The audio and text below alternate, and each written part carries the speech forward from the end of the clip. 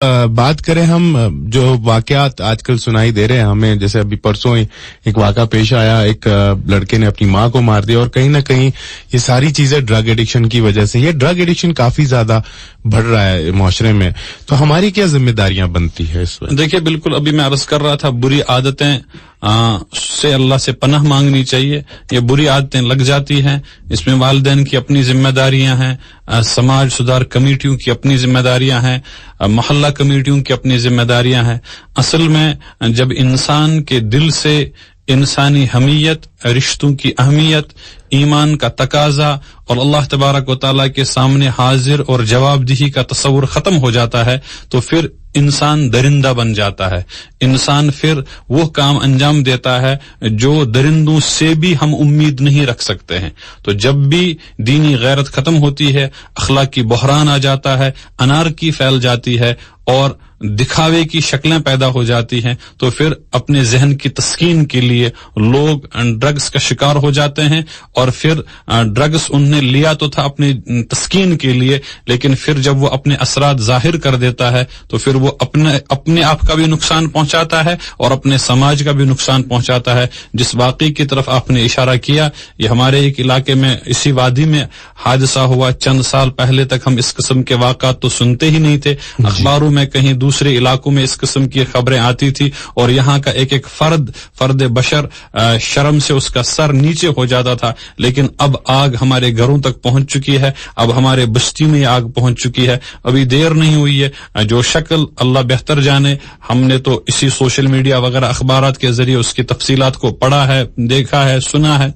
अल्लाह करे कि यही वाक़ा हमारे लिए बाइस इबरत बने, और जो दरिंदगी और जो बुरी हरकत और जिस अंदाज से जिस माँ ने हमें 9 माह अपने पेट में पाला, वो माँ जिसने 2 साल तक अपने सीने से लगाए रखा दूध पिलाने के लिए, वो माँ जो हमेशा साथ रहती है बालिग होने के बाद भी, उसी माँ को जब आप बेदर्दी से कत्ल कर देते हैं तो सिवाय कफ़े अफसोस मलने के और कोई चीज सामने नहीं आती है। यहाँ हमारी जिम्मेदारी है कि हम अपने समाज के तई बेदार हो जाएं और गैर जरूरी मबाहिस में और गैर जरूरी चीजों को फरोग देने के बजाय हम मॉरल वैल्यूज को अपग्रेड करें और कोशिश करें वो कौन से असबाब हैं जिन चीजों की वजह से हमारे बच्चे इस मनशियात के शिकार होते हैं।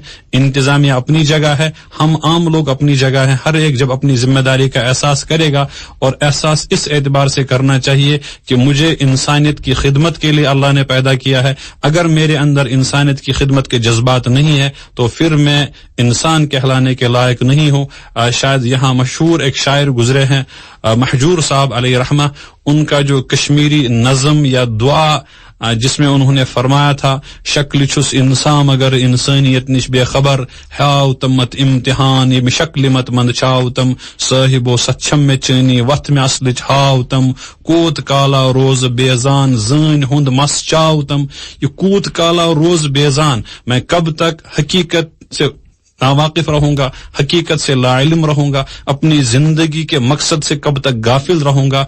ए अल्लाह, मुझे मकसद जिंदगी अता कर। हमें मकसद जिंदगी अपने अंदर भी लाना है और अपने बच्चों के अंदर भी जागुजी करने की कोशिश करनी इब्तिदाई दिनों से। ये नहीं कहना कि मेरा बच्चा तो ठीक है, दूसरे का बिगड़ गया है। जब दूसरे का बिगड़ा है वो भी माशरे का ही बच्चा है। कल जाके अगर वो अपनी माँ को, अपनी बहन को, अपने किसी दोस्त अहबाब को या हमारी बच्ची को छेड़ता है तो फिर इज्जत हमारी पामाल हो जाती है, हमारा समाज बदनाम हो जाता है। तो दूसरे का बच्चा बिगड़ता है तो इसको अपना बच्चा समझ के इसकी इस्लाह की जितनी फिक्रें आप कर सकते हैं उतनी फिक्रें करनी चाहिए।